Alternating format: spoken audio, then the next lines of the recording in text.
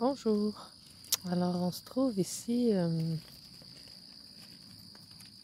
sur le haut d'un cap rocheux. Et ce cap rocheux-là, il y a évidemment des arbres qui poussent par-dessus, puisque le cap rocheux, c'est évidemment du bois pétrifié. On peut le voir quand on s'approche.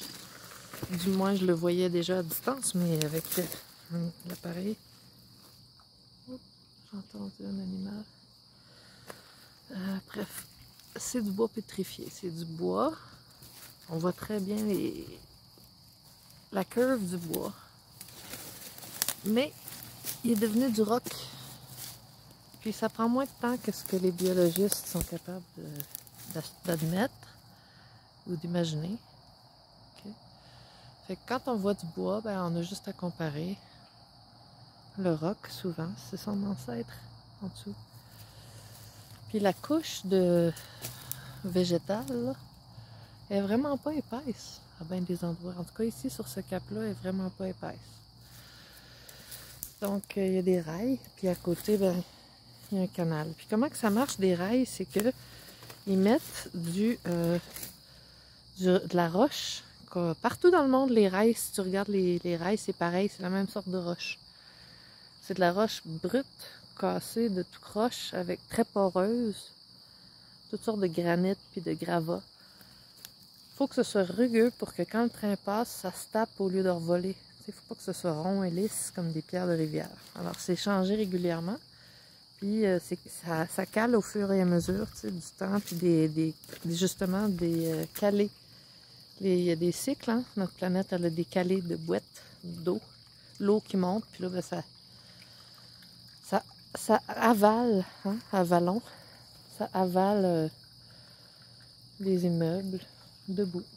Ça avale les roches qui sont là. Donc, c'est pour ça que les rails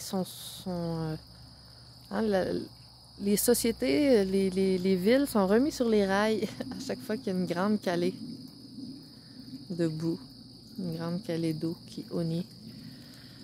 Puis regarde, on peut voir que là, ici, les rails sont à ce niveau-là, avec de la belle roche récente. Ça dure 20, 30, 40 ans. De la roche de même, il faut qu'elle remplace. Faut qu'elle en remette parce qu'elle cale puis elle revole partout. Mais regarde, on voit ici que, bon, il y a deux choses que je vais vous montrer. Il y a le phénomène de roche. Mais il y a aussi, regarde, il y a le ciment d'un ancien... il y a une structure de ciment ici, avec un trou. Une partie de trou, la moitié du trou, en triangle.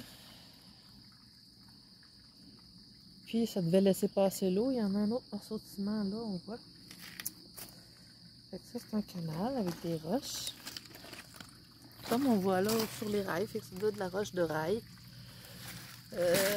Ici, il y a quelque chose de plus gros, un morceau de roche beaucoup plus gros, du roc. Mais ce qui est intéressant pour nous, c'est de remarquer qu'ils ont changé les canalisations d'eau, qui anciennement c'était argile et c'est un genre d'argile de limon. Puis là ici, là, la surface elle est lisse, lisse, lisse. Puis elle est plus rouge. Elle est plus rouge. Donc il y a quelque chose de hématite. Il y a du fer. Fait que les canalisations de Lennoxville et Fleurimont, du moins, je sais pas ailleurs, anciennes, étaient excellentes. C'est très épais. C'est très épais. C'était du travail de maître parce qu'il utilisait des matériaux hyper sains. Tu sais, le fer, c'est au niveau électromagnétique, pour l'eau, ça devait être dynamisant. Et l'argile, ça devait être assainissant. Fait que moi, tout ce que j'ai vu sur les chantiers où j'ai travaillé, là, quand ils remplacent les canalisations, des canalisations comme ça, au lieu des travailler comme on fait, tu sais, quand on améliore quelque chose, ils les cassent, ils enlèvent, ils remplacent par du plastique. Ben, en tout cas, plastique composite, fait avec, je sais pas comment on appelle ça, là. Je me souviens pas du vrai nom, là. C'est vert turquoise puis bleu. C'est bien correct, c'est juste que c'est pas la même gamme là, de qualité puis au niveau de la santé. Puis, ce que ça laisse à la nature aussi. C'est un niveau de transformation là, de la matière que la nature, je sais pas si elle reconnaît ça quand elle arrive face à ça. Je sais pas si ça collabore avec la nature de notre eau puis du milieu où est-ce qu'elle passe. Puis je regarde ça par quoi ils remplacent ça. Regarde, on a un tuyau aussi en métal. C'est pas cute, là. C'est pas du durable. Il est tout rouillé, tout grugé. Par rapport à ça, qui est plus ancien, qu'on a tout cassé, on a mis les morceaux n'importe où, n'importe comment autour, mais outre ce qu'on leur a fait, ils sont pas détériorés, ils sont pas ternis, ils sont pas, je veux dire, la qualité est encore là. Ça a au-dessus de 60 ans. Là. Puis regarde nous ce qu'on a mis. C'est tout grugé, tout rouillé, c'est super malsain ce que ça fait à l'eau. Alors que ce qui était là, c'était excellent. Là. Je veux dire, ça n'entravait pas le travail de Mère Nature, ça polluait pas l'eau, ça l'assainissait. Puis je trouve que c'est un sujet important, mais c'est un sujet parmi tant d'autres qui est occulté, qui est ignoré par tout le monde. Pourquoi? Ben parce qu'on n'entend pas parler aux nouvelles, parce qu'on n'entend pas parler à l'école. C'est pas un dossier populaire, fait qu'il n'existe pas. Ben, il existe si on prend le temps de se pencher sur la question. C'est pas les gens qui font les chantiers qui vont se pencher sur la question puis en parler au public parce que ça serait pas rentable pour eux de le faire. C'est bien plus rentable pour eux d'utiliser des matériaux qui demandent moins de connaissances, moins de savoir-faire, qui coûtent moins cher, qui sont plus légers, puis que ce soit moins durable ou moins sain, ça n'a pas l'air de les déranger trop. Ou du moins, ils sentent pas la responsabilité d'agir. Ça, c'est quoi? C'est un morceau de brique? En tout cas, je vais aller continuer mes explorations sur le bord des rails. Puis, à chaque fois qu'il y a des mud floods, ben, les rails montent de niveau.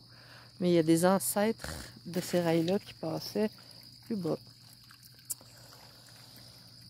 Puis, c'est intéressant de remarquer que je regardais ça, les roches, c'est toutes les mêmes partout dans le monde pour les rails, pour les chemins de fer.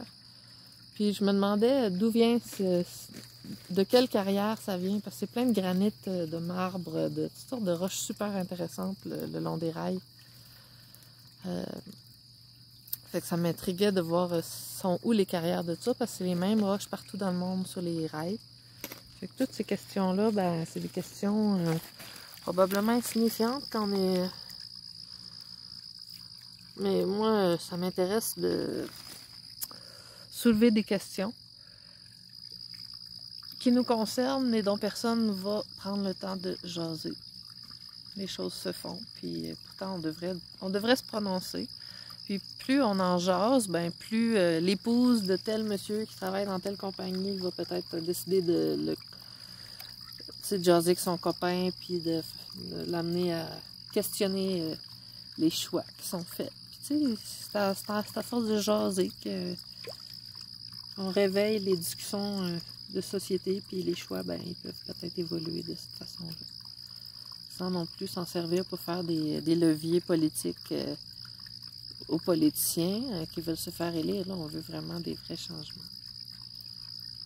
Comme des bons choix de matériaux et de savoir-faire. Quand il est question de l'eau. L'eau, c'est une question importante. Ils sont prêts à nous taxer, mais regarde comment ils font les choses. Ils peuvent nous taxer sur le climat tant qu'ils veulent, mais si c'est des désastres qu'ils font quand ils remplacent les tuyaux, des désastres santé et écologie, ils viendront pas me taxer, là. Tu sais, je veux dire, viens moi t'aider à faire tes tuyaux, montre-moi comment faire. Viens pas me taxer pour le climat quand c'est ça que tu y fais à l'eau. Hein? Merci. Une bonne discussion collective.